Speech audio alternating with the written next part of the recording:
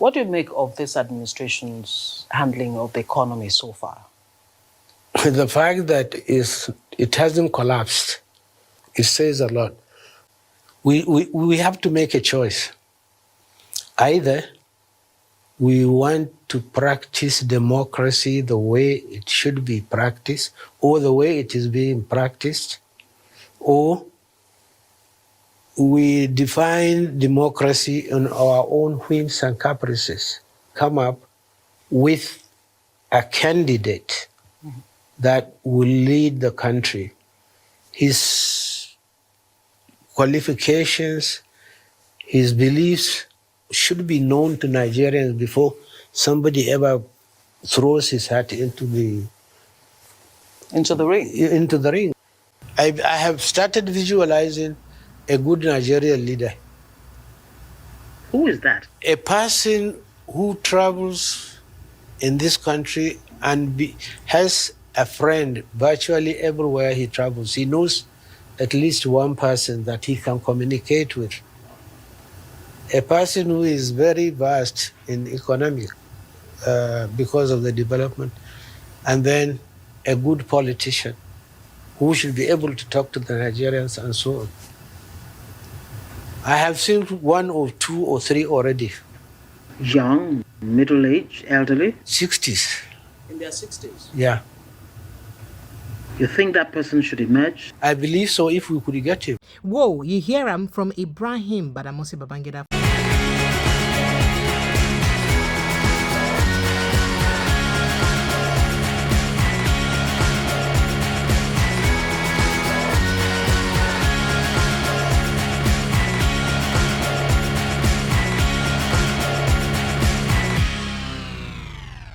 Ibrahim Badamasi Babangida, former head of state for inside Nigeria, they explained the kind of candidates with it emerge. In fact, we see as the ideal president for inside Nigeria, where you get friends and connections across the country, and get one or two people we know, and say in the travel, in the extending hand, and say the person there around in 60s, who could that be? So fingers on the point, say, if he be either Amaechi or Peter Obi, you think saying Peter Obi, considering saying say this person day around in 60s. Peter Obi was 60 years old as at 2023 when Ibi said this matter come out. Amaechi was just 50-something years old. So do you think it may still be Amaechi because he was at least approaching 60 at that point? He was 58 years old. Or do you think it is Peter Obi? Definitely Atiku Abubakar and Tinubu are out of it. Definitely. Who do you think he's referring to? Who do you think he's referring to? And what is the possibility that would get it right based on these revelations when you make? I want you to go watch this full interview where Ibise, former head of state, been gets with Arise Television. Make you go watch and make you see exactly what's in Ibise a talk, and then make we come back and discuss them. Watch. I believe the Nigerians are very, very industrious.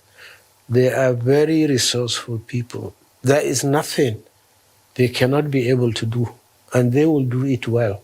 So I am confident they can get out of this inconsistency in policies and the rest of them. What do you make of this administration's handling of the economy so far? The fact that it hasn't collapsed, it says a lot. But I think we can address it. How? Production. Once people can produce a lot of things that they can easily sell, either export or within the country, I think it will stabilize. But how can that production come about? I mean, you have an unemployment rate of about 33%. You have a huge youth population. Almost 70% of the Nigerian population is made up of the youth. And yet Nigeria is the poverty capital of the world. There is too much control in the way the economy is being run. We should open it further. Okay. If we do that and tap the God-given talent of the Nigerian, I think we will go far.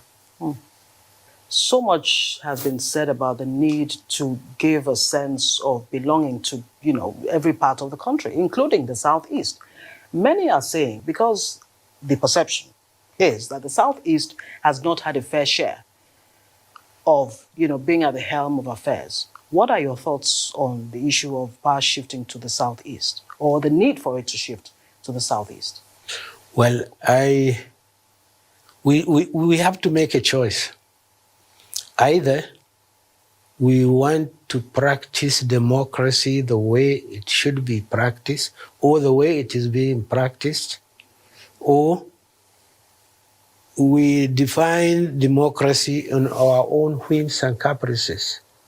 If we are going to do it the way it is done all over the world, you allow the process to continue, but it is through the process that you will be able to come up with a candidate that will lead the country. His qualifications, his beliefs should be known to Nigerians before somebody ever throws his hat into the ring. Time will come when somebody will emerge in this country. He is from Ukwila or from Mina. The thing is, he is known, everybody knows him, everybody tends to accept what he believes, and then if he throws his hat in, say, yes, I had that name up before. Why not?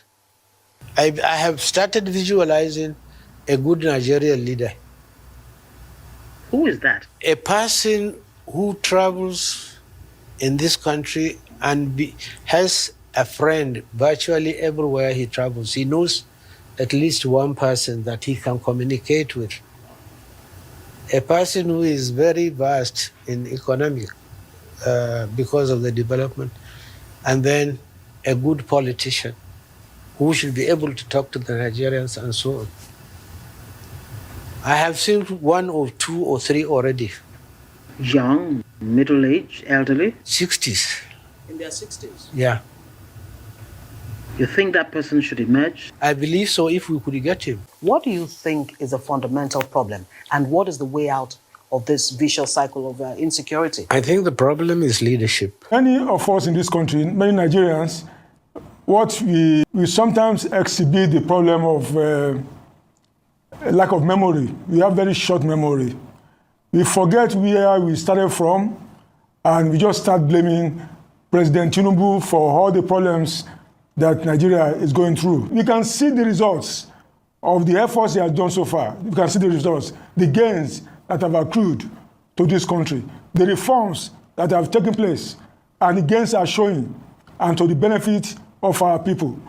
All right, Mr. Ononuga, perhaps you can point out some of those gains from these tough economic policies that they can feel tangible. There are so many gains. I think if you want to start listing them, you can start listing over 100 gains of the reforms that this government has done. There is a disconnect between the leadership and the followership. There is a disconnect. If there is no disconnect, when people relate with each other at various leadership levels and talk about the community, about the state, about the federation, then we wouldn't have problem whatsoever. We don't have core values in the country that everybody depends all the time. You defend that core value. You are a Nigerian, this is what you believe in, and anything short of that, you are not going to be, it is not going to be acceptable. Well, you don't hear that interview from Oga Ibrahim Badamasi Babangida, former head of state, and you don't see the things that when in talk. But it is some few things when you talk, we catch me well. That thing when you talk about the ideal leader we were supposed to get for the country, the person when don't see for an eye, we get handshake across different parts of the country. Who you think saying they talk about? That now one. But the one when talk, when touch me well, when talk about Nigeria, no, as the first say we no get core value for the country. When Nigeria been the military, we been get core value. Then we be military. Which example where they set as a core value? That now the question where people they ask, no be me they ask more. And then as it take be like this, so now how we go fit drive Nigeria to that level where be say we want them today, to that enviable position, away from all this ethnicity and tribalism where be say they tear us apart. Because now very important thing be that one what we supposed to do and to help us move forward. And a lot of people they even complain, say be like say development be even day Nigeria passed during the military regime than the democracy we will get that, because some people they think that the democracy just help the enrich politicians alone and they bring less development, because core development them happen during military regime. If you look at core development then like the third mainland bridge and the things and we will get now military regime, which of them will really don't happen for this whole years we don't get of democratic regime? And how it be say the thing don't change and impact the lives, democracy don't change and impact the lives of our citizens, based on the kind of money we Nigeria gets? That's not the question where a lot of people they ask. Now, what to make me waka go ask one of my guests, Prince Francis Chilaka, what do you think about this matter? This is not the response we give me. Yes, as we know, IBB had a view. This was a view, towards the 2023 elections, and it's a very clear view. It's a clear stand on his own position regarding the political polity of Nigeria. Yes, a lot of people would want to buy that view, and which is what most of us really wanted, especially most people from the Southeast. We believe that the only way to bring everybody together in a country called Nigeria is by allowing the Southeast to hold sway in terms of the presidency of Nigeria. But it didn't work out. And I still believe that we have an opportunity to be able to achieve that. But now the question begging for an answer is that this particular view that IBB held just before the 2023 elections, does it still hold the same views today, considering the current state of things in Nigeria in terms of poverty? Right now we have multidimensional poverty, in terms of insecurity that has gone out of scale, in terms of unemployment, in terms of the foreign exchange, the dollar to the naira, so a lot has happened since after 2023. So a lot of people will be asking, does he still hold the same views? I think that the ideal thing to do is for us to really, really look at Nigeria, really, really look at the gladiators, and be honest to ourselves and tell ourselves the truth. And that truth is the fact that we want a country that is devoid of sectionalization, that is devoid of tribalism, and that is devoid of ethnicity and religion. We want a country where we have a leader who represents Nigeria, a leader who speaks Nigeria, a leader who sleeps Nigeria, and a leader who has empathy, who believes in the development of Nigeria. So I think that is what we should be looking forward to. And I believe in 2027, we should go beyond these things I've mentioned and look for a Nigeria that will stand the test of time. A Nigeria where a leader would be seen as a Nigerian, a patriotic Nigerian, not a sectionalized leader, not a leader who comes from a particular group. But you think so we go fit really vote for the candidate of our dream if we no get thorough electoral reform? And then you also see the now National Assembly holding a thorough electoral reform where you no go help them to come back for office, because if you no help them. Now wetin make Ibrahim Abdulkarim, the Oga DJ of Big Tens, get this to say when I been get exclusive with him about raising a 7.2 million man march. Senator Waka goes National Assembly, sit down there with them, tell them say we no go agree until una do the things that we want on to do. Say by the time 7.2 million people come out, even if na 1 million, we could see how many people they go kill. We are organizing people to have the voice.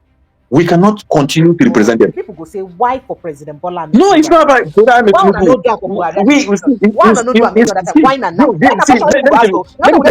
tell you, you see me na labor person, you know. I'm not follow Buhari come. I no follow Atiku come. I no follow anybody come. Because if you want to do conversation based on tribe or person from your side or no side, you will end up spending the whole of your time not thinking of anything. It's a Yoruba person buying bread cheaper. You see, is that when I'm talking about security, did I mention Oshun? Did I mention Ekiti? Is the president not coming from Oshun? Is not the same thing happening in Lagos? Is it the people in Port Harcourt? So this is what politicians have brought in the whole media platform. The whole media people, any other person, that's our complaint. That's why I say if we go there with people to sit down, now you know go ask them that question. Because that person will go ask them, say, why? Because of Wari. He'll beat somebody from that place. Because he's talking about his family that is with bandits or with kidnappers. He's talking about his family that is not eating food.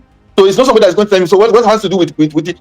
From beginning, I told you from 1999. I said I made my introduction very well so that nobody will quote me, say it's because of Tinubu or because of anybody. That's why clearly politicians has messed up the system right from time.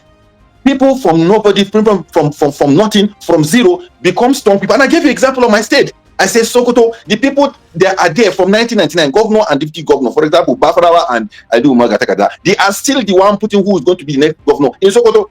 Yerima is still participating. Today in the news, you see Aleu and these KB people, all of them go to Mr. President. They say the announcement of moving from PDP to APC is going to be announced on Tuesday.